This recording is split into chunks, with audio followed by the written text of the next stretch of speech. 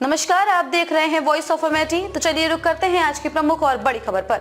अमेठी संसदीय क्षेत्र के जनपद अमेठी के अंतर्गत स्थित ब्लॉक गौरीगंज का इटौंजा पश्चिम गांव धन्य है, जहां एक शिक्षक और किसान परिवार में जन्मे भूपेंद्र शुक्ल न सिर्फ अपने परिवार का नाम रोशन कर रहे हैं, बल्कि समाज और जिले का नाम प्रदेश के कोने कोने में प्रसारित करने का काम कर रहे हैं।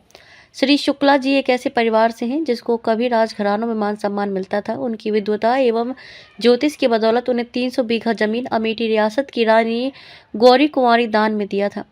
श्री शुक्ल के 7 पीढ़ी का इतिहास जानने पर पता चला कि पंडित चंद्रभूषण शुक्ल एक ऐसे ज्योतिषाचार्य थे जिनके ज्योतिष विद्या की शोहरत अमेठी तिलोई सहित कई राजघराने में थी।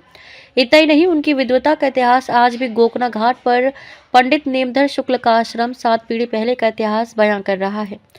ऐसे परिवार में जमींदारी उन्मूलन के बाद गर्दिश में गुजर रहे परिवार में हरिभाल शुक्ल ने शिक्षा के सहारे अध्यापक बनकर सास की सेवा की।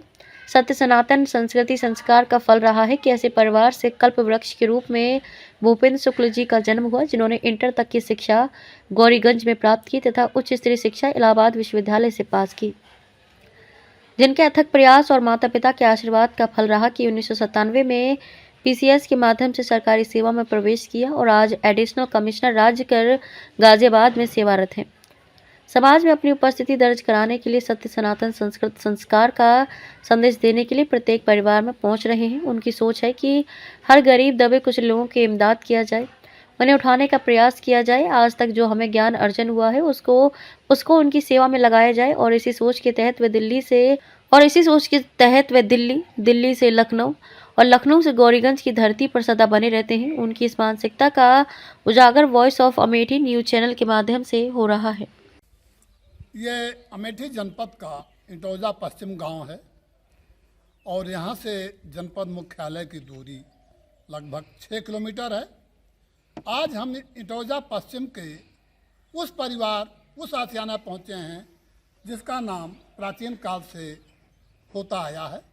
और आज भी हम जब इस गांव में पहुँचे हैं तो यहाँ के लोगों ने नाम बताना मुनासिब नहीं समझा, साहब के नाम से पुकारा और बताया।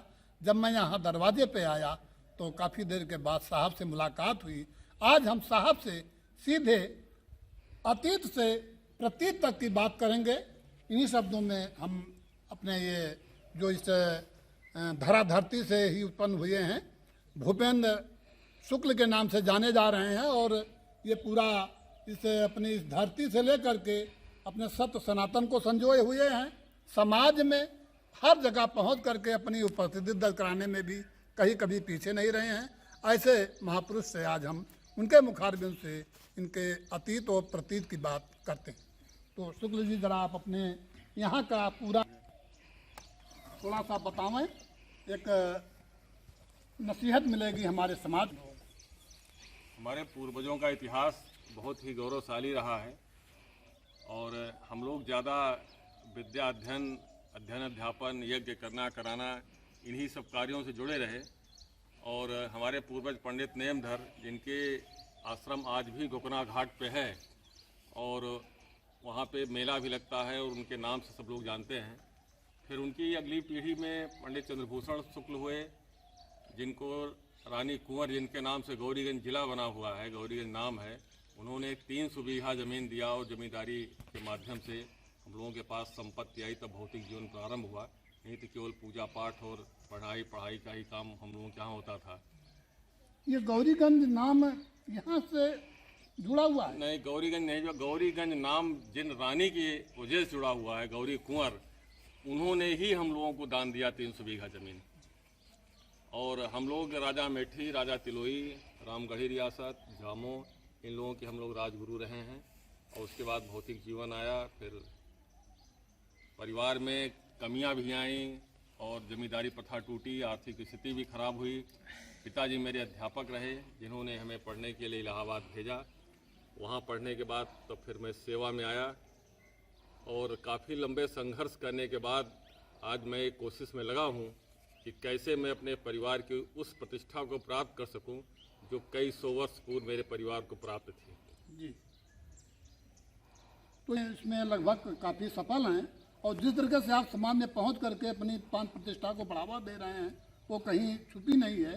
तो ये आपका कहने का मतलब आज शिक्षा के आप बल पर ही आपके इसको लाने का प्रयास कर रहे हैं। जी जी, शिक्षा के बल पे हम लोग आगे बढ़े हैं और अभी भी यही प्रयास है कि कैसे अपने समाज को शिक्षित करें, कैसे अपने समाज को आगे बढ़ाएं, जिससे कि वो भी शिक्षा के दम पे अपने लक्ष्य को प्राप्त कर सके। और पिताजी मेरे अध्यापक रहे, भी 1 वर्ष पूर्व उनका निधन हो गया। तो हमको लोगों जो शिक्षा मिली है यही मिली है कि जिस समाज से मुझे कुछ मिला है उस समाज को भी देना मेरा कर्तव्य है। और मैं अपने सारे मित्रों से भी कहता हूँ, और भी जो लोग हमारे साथ के अधिकारी हैं, जो व्यापारी हैं, जो अच्छे पदों पे हैं, उनसे मैं यही कहता हूँ कि अगर ईश्वर ने आपको कुछ ज़्यादा दिया है तो आपका कर्तव्य बनता है कि आप भी समाज को ज़्यादा लौटाइए। अगर हम ऐसा नहीं कर पाते हैं तो मुझे ज़्यादा जो मिला है वो मेरे लिए पाप के समान है, उसका कोई मतलब नहीं। तो आप वतन के सहारे अपने अतीत को प्रतीत के रूप में प्रस्तुत कर रहे हैं, आप निरंतर इसे बढ़ रहे हैं। हाँ, जिससे कि आने वाली पीढ़ी भी अच्छे ढंग से काम कर सके। और बहुत सारे लोग तरह तरह की बात करते हैं, मैं भी कार्यक्रमों में जाता हूँ, तो कोशिश यही है कि मैं इतना बड़ा व्यक्ति तो नहीं हूँ कि हर आदमी का सुख दुख दूर कर सकूँ, लेकिन अगर मेरी वजह से किसी एक व्यक्ति के भी चेहरे पे मुस्कान आ जाती है तो मुझे लगता है कि मेरा जीवन, मेरा करना सार्थक है। आप सत्य सनातन के सहारे दिल्ली और लखनऊ से लेकर के इस धरती को एक कर दिए हैं और समाज में भी अधिकतर आप देखे जाते हैं। इसके पीछे कोई और राजनीतिक उद्देश्य तो नहीं है? नहीं, राजनीतिक उद्देश्य तो कोई नहीं है और अभी तो केवल सामाजिक सेवा का ही है। और मैं आपको बता दूं कि आप तो कुल चारों तरफ घूम रहे हैं, 5 वर्ष से अधिक हो गया मैंने अभी तक टेलीविज़न नहीं देखा है, मार्केट नहीं जाता हूं। मेरा जो भी अतिरिक्त समय होता है सर्विस के अलावा वो मैं समाज को देता हूं और लोगों से मिलने की कोशिश करता हूं कि मुझे ऐसे भी परिवार मिले हैं, ऐसे ऐसे गरीब परिवार मिले हैं जिनकी आप कल्पना नहीं कर सकते हैं। और मुझे लोग निमंत्रण में जाते हुए देखते हैं, लगता है कि बहुत दौड़ रहे हैं, लेकिन मैं जो वाकई में काम करता हूं उसको मैं कहीं नहीं बताता हूं। चलिए, तो देखा आपने, ये हमारे शुक्ल जी हैं और ये गरीबों उत्थान में लगे हुए हैं, क्षेत्र और समाज की सेवा में निरंतर ये प्रयासरत हैं और इनके विचार भी आप सभी श्रोताओं ने सुना होगा। और इन्हीं शब्दों के साथ हम आज वाणी को विराम देते हैं। जय हिंद। खबरों में अब तक के लिए बस इतना ही। फिर होगी आपसे मुलाकात ऐसी ही किसी बड़ी और खास खबर के साथ। तब तक के लिए नमस्कार और देखते रहिए वॉइस ऑफ अमेठी।